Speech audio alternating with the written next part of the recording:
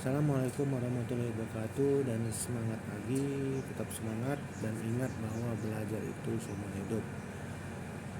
Kita akan membahas mengenai manajemen bisnis, di mana manajemen bisnis ini adalah hal yang sangat menarik untuk dibahas. Manajemen bisnis adalah proses mengelola semua aspek di dalam sebuah bisnis. Untuk apa? Untuk tujuan mencapai keuntungan dan lain sebagainya yang menjadi target dalam suatu bisnis ataupun perusahaan. Kita bisa lihat beberapa tujuan dari manajemen bisnis. Tentu yang pertama adalah meningkatkan efisiensi. Efisiensi apa? Operasional. Kenapa meningkatkan efisiensi operasional? Karena ini akan meningkatkan profit, keuntungan.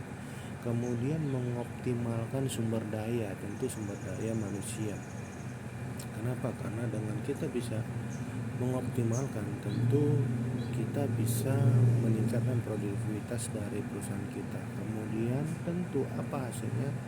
Yang ketiga adalah meningkatkan keuntungan. Ini menjadi satu tujuan dari manajemen bisnis. Tentu yang keempat ini yang tidak kalah menarik, yaitu menjaga kelayakan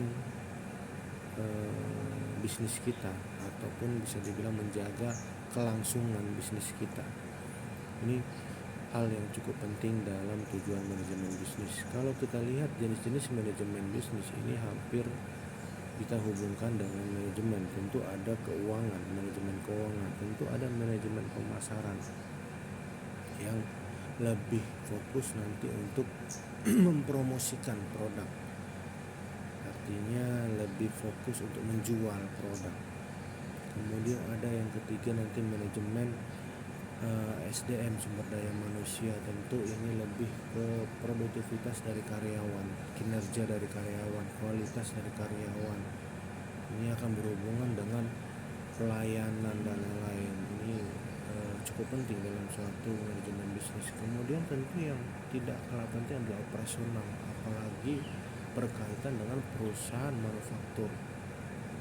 Ini sangat penting operasional. Kenapa? Karena tentu kita harus memikirkan di mana letak kita, lokasi kita. Kemudian kita juga berpikir bagaimana untuk